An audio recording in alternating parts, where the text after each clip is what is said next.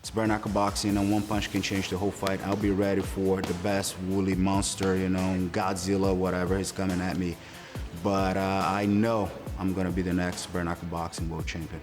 We're both putting in work, and it's gonna come to a head that day, and it doesn't matter what I say or what he says, it matters what happens in that squared circle. So if we're gonna come down to determination and heart, he can't touch me.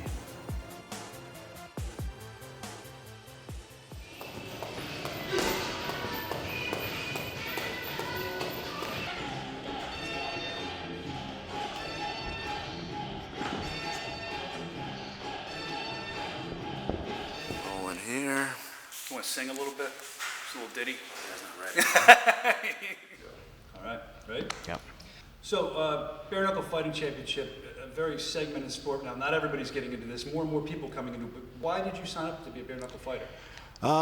First of all, I think it's a savage sport. It's tough as it gets. Getting punched with bare knuckle is not, an easy thing to handle. And I figure if I'm gonna go from MMA, I gotta go for something that really challenged me. Something really puts a stamp on my name, and my career itself. So bare knuckle boxing is the new beast, in combat sports, and I'm here to, take over.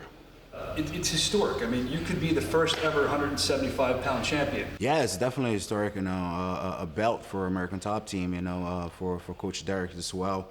It'll feel great, man. I think I'm very happy with my career overall. I have no regrets, no complaints. That'll be just a cherry on top. Of everything I've done, everything I put in this sport. So I'm excited and I'm ready for it.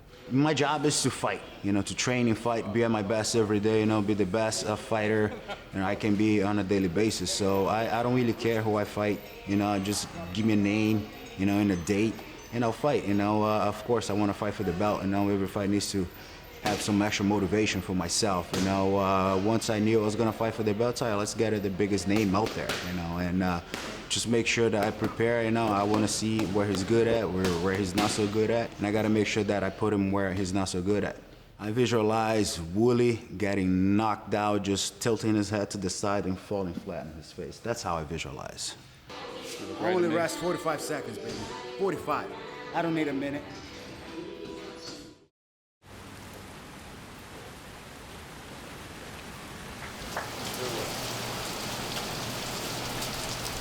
Doesn't get in there and Under the ring. We work under every condition. Doesn't matter. We're on the outdoors. Keep it working. Good. Keep working. Good. Nice. Under the ring, everything. This is what it is. to be #1 in the world in BKFC, in a huge promotion, in an upcoming promotion, to have this opportunity, it's an amazing feeling, man. It's really almost unexplainable.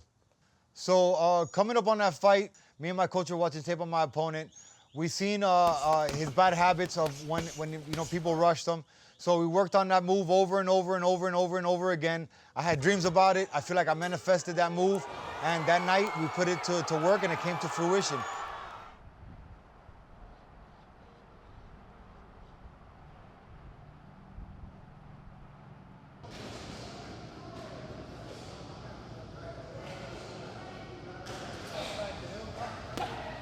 Boom, boom, boom, boom, boom. Yes. Good work. This is what I do, 24/7. Eat, breathe, sleep, fighting. If I'm not punching people, I'm getting punched in a way. I'm gonna have that belt somewhere. This is the belt side. If you guys can see, we have a lot of belts. So I'll have a picture probably next to DP. We'll make it happen. I'm hungry, I'm hungry still. I have a lot of fight left in me, It's something that we don't have yet, and it's a bare knuckle boxing belt at the gym, So it's just fighting for the unknown, and challenging myself, to see how much damage I can do. Since I decided to join, the BKFC family, we just decided to create a whole new division to make sure we're successful, and we're holding trainings, at the highest level, we're ready to compete against anyone.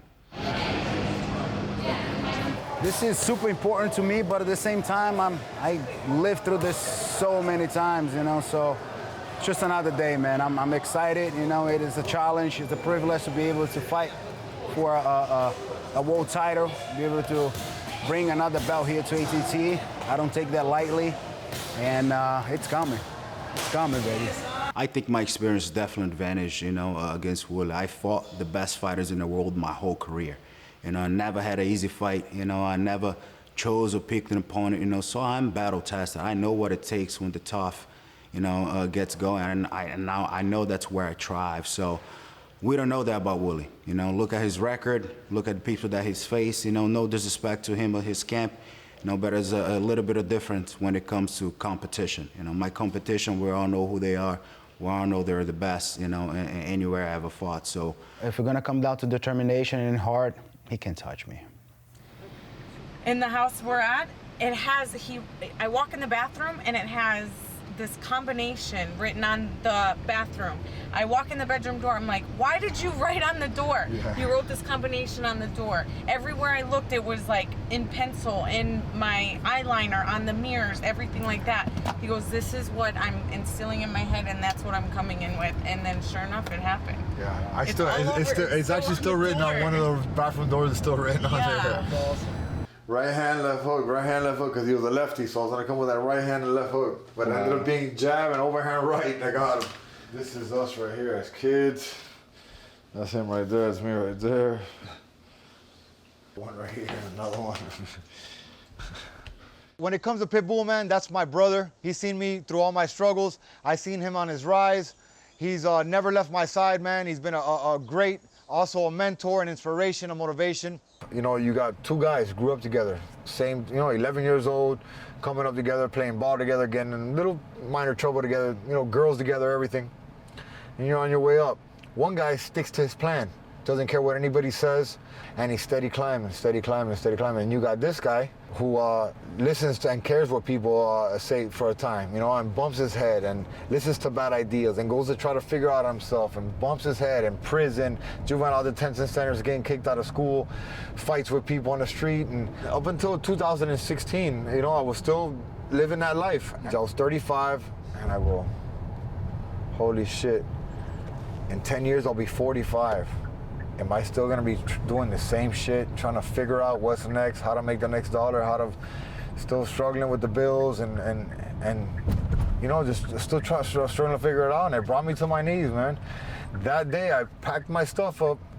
Anything that fit in my car, I stuffed my car with anything that fit in it. Whatever didn't, stayed behind. I flew back to Miami. I had already been training in Colorado. I was doing jiu-jitsu and a little bit of boxing.